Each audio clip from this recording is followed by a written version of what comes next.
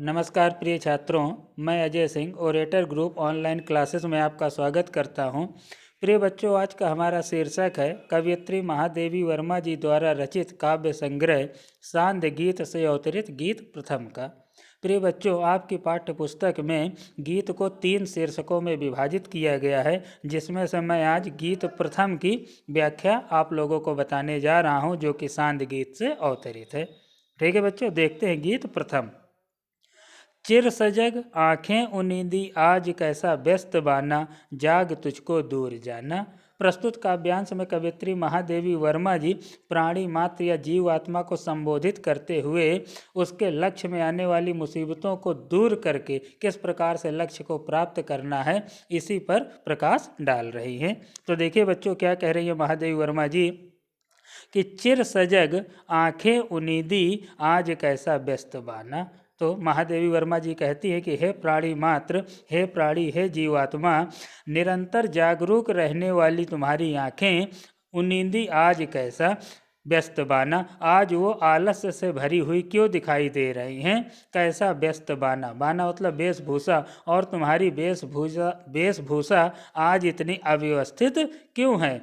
जाग तुझको दूर जाना, है प्राणी मात्र, तुम्हें अपने लक्ष्य को प्राप्त करने के लिए अभी बहुत दूर जाना है, इसलिए उठो और अपने कर्तव्य पथ पर आगे बढ़ो। अचल हिमगिरि के हृदय में आज चाहे कंप होले, या प्रलय के आंसुओं में मौन अलसित व्योम रोले। आगे महादेवी वर्मा जी कहती हैं कि बहुत ही प्यारे उदाहरण के सहित समझाती हैं कि जब हम अपने लक्ष्य में आगे बढ़ते हैं तो बहुत सी मुसीबतों का सामना करना पड़ता है। तो उसी उदाहरण को देते हुए कह रही है कवयित्री महादेवी वर्मा जी कि चाहे आज अचल हिमगिरि यानी दृढ़ हिमालय कंपित हो जाए, या फिर आकाश या प्रलय के आंसुओं में मौन अलसित व्योम रोले, या फिर आकाश से प्रलय काल की वर्षा होने लगे, आज पी आलोक को डोले तिमिर की घोर छाया। देखिए बच्चों, ये उदाहरण प्राय ऐसा संभव नहीं है कि अंधकार प्रकाश को पी जाए, फिर भी पथ के मुसीबतों का वर्णन करते हुए कह रही हैं महादेवी वर्मा जी कि आज पी आलोक को डोले तिमिर की घोर छाया, कि यदि अंधकार आकाश को पी जाए और चारों ओर अंधकार ही अंधकार छा जाए, जाग या विद्युत शिखाओं में निठुर तूफान बोले, और या फिर चाहे चमकती और कड़कती हुई बिजली में से तूफान बोलने लगे, पर तुझे है नाश पथ पर चिन्ह अपने छोड़ आना, फिर भी तुम्हें उस विनाश वेला में भी अपने चिन्हों को छोड़ते चलना है। जाग तुझको दूर जाना, है प्राणी मात्र उठो, अभी तुमको बहुत दूर जाना है। बांध लेंगे क्या तुझे यह मोम के बंधन सजीले। देखिए बच्चों, जब हम लोग अपने किसी लक्ष्य पर निकलते हैं तो बहुत सी मोह माया हमको रोकती है। उन्हीं को उदाहरण देते हुए यहाँ पर कवयित्री कह रही हैं कि बांध लेंगे क्या तुझे यह मोम के बंधन सजीले, कि हे प्राणी मात्र, क्या मोम के समान शीघ्र नष्ट हो जाने वाले अस्थिर परंतु सुंदर सांसारिक बंधन तुम्हें बांध कर क्या तुम्हारे मार्ग से तुम्हें भ्रमित कर सकते हैं। पंथ की बाधा बनेंगे तितलियों के पर रंगीले। तितलियों के पर बच्चों बहुत ही सुंदर होते हैं, और यह सांसारिक मोहमाया भी सुंदरता से भरी हुई है। तो यही दोनों की तुलना करते हुए कहती है कवयित्री कि क्या तितलियों के पंखों के समान यह रंगीन संसार का आकर्षण तुम्हारे मार्ग में बाधा बन जाएगा। विश्व का क्रंदन भुला देगी मधुप की मधुर गुनगुन, और क्या जो मुसीबतें सांसारिक क्रंदन या रुदन की ध्वनि भौरे की मधुर ध्वनि को सुनने में बाधा उत्पन्न करेगी। क्या डुबा देंगे तुझे या फूल के दल ओस गीले। अब आप जानते हैं कि फूल जो है सुंदरता का प्रतीक होता है। तो यहाँ पर आगे कवयित्री कह रहे हैं कि क्या पुष्पों की पंखुड़ियों पर पड़ी हुई मोती रूपी ओस की बूंदों का सौंदर्य तुम्हें स्वयं में लिप्त करके या डुबो करके तुम्हें तुम्हारे लक्ष्य पथ से विचलित कर देगा। तू न अपनी छाह को अपने लिए कारा बना। छाह मतलब छाया, और छाया क्या, सांसारिक मोह माया का प्रतिचित्र। तो यहाँ पर कवयित्री कहती है कि तुम अपने आराम या सांसारिक मोह माया को अपनी छाया या प्रतिछाया मत बनाओ। इसे अपने कारा का अर्थ है बच्चों कारागार, या उसमें जकड़ जाना। तो यहाँ पर कवयित्री कह रही है कि तुम सांसारिक मोह माया को अपने लिए कारागार मत बनाना, अभी तुमको इस मार्ग पर या अपने लक्ष्य को प्राप्त करने के लिए बहुत दूर तक जाना है तो जाग तुझको दूर जाना, इसलिए उठो और अपने कर्तव्य पथ पर चलो।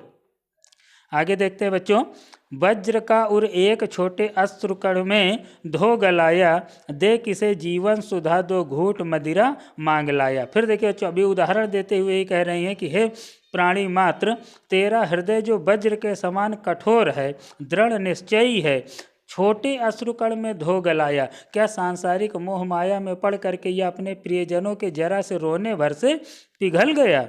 दे किसे जीवन सुधा दो घूट मदिरा मांग लाया। आगे देखिए बच्चों, फिर यहाँ पे समझा रही हैं, जीवन सुधा अर्थात अमृत और मदिरा दारू या शराब। देखिए बच्चों, होता है क्या, कभी कभी हम अपने सांसारिक मोह माया में पड़ करके अपनी महंगी से महंगी चीज़ दे करके तुच्छ चीज़ मांग लेते हैं। उसी उदाहरण को बता रहे हैं कि तूने अपने जीवन की अमृत रूपी शक्ति और साहस को त्याग कर तथा साधना में जीवन को छोड़कर मदिरा पान करने वाले व्यक्ति के समान तुच्छ और आलस्य का जीवन जीना कहाँ से सीख लिया? सो गई आंधी मलय की बात का उपधान ले क्या। अब मलय पर्वत से आने वाली जो पर्वत से हवा आती है बच्चों, बहुत ही शीतल होती है, ऐसा लगता है कि उस शीतलता की छाया में नींद आ जाए, हम सो जाएं। तो यही उदाहरण दे रहे हैं कि सो गई आंधी मलय की बात का उपधान ले क्या मलय पर्वत से आने वाली हवा का तकिया लगाकर तेरे उत्साह की आंधी विश्राम करने लगी है? विश्व का अभिशाप क्या चिर नींद बनकर पास आया, और क्या अपनी साधना के उत्साह को शिथिल कमजोर करने के लिए विश्व का अभिशाप, यानी ये पूरा विश्व जो सांसारिक मोह माया है, ये इसने अपने आकर्षण में तुझे खींच लिया है और नींद बन करके तुम्हें लक्ष्य पथ पे अवरुद्ध कर रहा है या लक्ष्य पथ पे बढ़ने से अवरुद्ध कर रहा है। अमरता सुच चाहता क्यों मृत्यु को उर्मे बसाना, कि तू तो अविनाशी है, परमात्मा का अंश है, तू अमर पुत्र है, इसके पश्चात भी तू सांसारिकता के जीवन मृत्यु के चक्र में स्वयं को बंधक बनाना चाहता है। जाग तुझको दूर जाना, अभी तुम्हारा लक्ष्य बहुत दूर है, इसलिए उठो और अपने लक्ष्य पथ पर आगे बढ़ो। कहे न ठंडी सांस में अब भूल व जलती कहानी, आग हो उर्मे तभी द्रग में सजेगा आज पानी। ठीक बच्चों, फिर आगे कवित्री जी कहती, देवी वर्मा जी कहती है कि निरंतर अपने लक्ष्य को प्राप्त करने में हमें लगे रहना चाहिए, और जो प्राचीन जो पहले हमने कष्टों को सहा है, उन कष्टों को ठंडी आह लेते हुए दोहराने से कोई लाभ नहीं है। अर्थात कहे न ठंडी सांस में अब भूल हुआ जलती कहानी, कि जो तुम्हारे प्राचीन तकलीफ़ें दुख दर्द हैं, ठंडी आह लेकर के उनका वर्णन करने से कोई फायदा नहीं। आग हो उर्मे तभी द्रग में सजेगा आज पानी, और उर मतलब हृदय, जब हमारे हृदय में किसी कार्य को करने की आग हो, ज्वलनशीलता हो, तभी हमारी आँखों का पानी मरेगा, अर्थात हम और मजबूती के साथ अपने कार्य को प्राप्त करने के लिए आगे बढ़ पाएंगे। हार भी तेरी बनेगी माननी जय की पताका। आगे फिर कह रहे हैं कवित्री महादेवी वर्मा जी कि यदि उद्देश्य की प्राप्ति है तो किए गए प्रयत्न में असफलता भी हाथ लगती है तो वह भी किसी सफलता से या किसी विजय से कम नहीं है।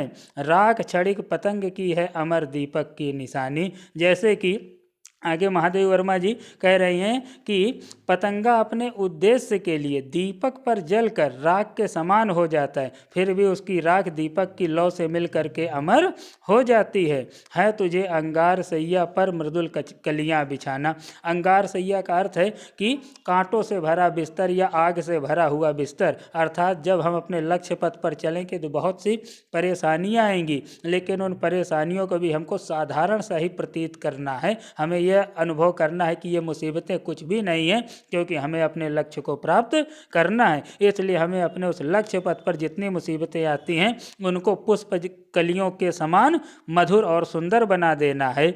जाग तुझको दूर जाना, और अभी तुझे अपने लक्ष्य को प्राप्त करना है, इसलिए उठो और अपने कर्तव्य पथ पर बढ़ो। प्यारे बच्चों, वीडियो को लाइक और सब्सक्राइब जरूर करें।